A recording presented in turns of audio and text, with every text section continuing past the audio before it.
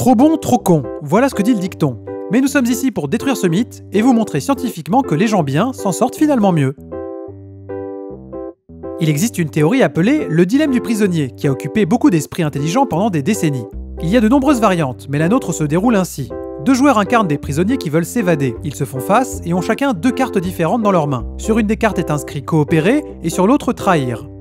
À chaque tour, les deux joueurs choisissent une des cartes sans savoir ce que l'autre a choisi. Si les deux joueurs choisissent coopérer, ils remportent chacun 300 €, alors que si les deux joueurs choisissent trahir, ils perdent tous les deux 10 €.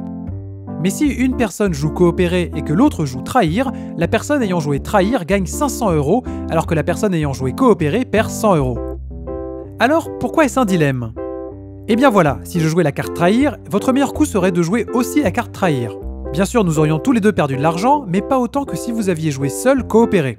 Et si je jouais coopérer, votre meilleur coup serait encore une fois la carte trahir, car vous gagneriez plus d'argent. Donc, quelle que soit l'action de l'autre, la carte trahir sera toujours votre meilleur coup, c'est logique. Et pourtant, si nous jouons tous les deux ce meilleur coup en même temps, nous allons perdre. Et on aura conscience que si on avait simplement coopéré, on aurait pu gagner 300 €. Mais voici ce qui est intéressant. Les chercheurs ont créé des simulations sur ordinateur pour savoir quelle est la meilleure stratégie pour gagner le plus d'argent possible. Après des centaines de manches, le programme gagnant fut appelé œil pour œil. Le joueur devait alors toujours commencer par coopérer, et ensuite il devait imiter la dernière action de son opposant. Donc si votre adversaire vous trahit, au tour suivant vous le trahissez. S'il coopère, alors vous coopérez, et ainsi de suite.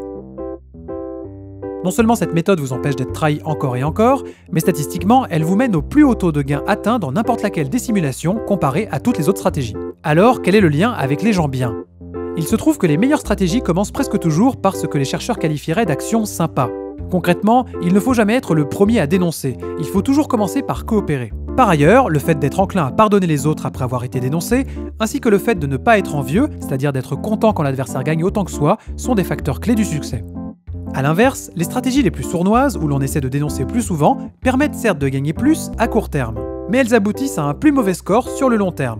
Je vous assure, sur 15 stratégies, les 8 meilleurs scores étaient ceux des stratégies d'action sympa, alors que les 7 plus mauvais scores étaient ceux des stratégies les plus sournoises. Les comportements de gentillesse, de pardon et d'absence d'envie, ça paie. Pas seulement en termes de gains monétaires comme dans notre jeu, mais aussi dans le vrai monde, du point de vue de l'évolution. Étonnamment, nous pouvons observer ces stratégies au sein même de la nature. Nombreux sont les oiseaux, par exemple, qui doivent travailler ensemble pour retirer les tiques des endroits difficiles à atteindre.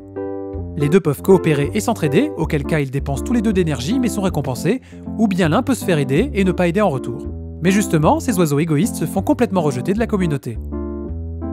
A l'inverse, les chauves-souris vampires chassent pour trouver du sang la nuit, mais parfois elles n'en trouvent pas.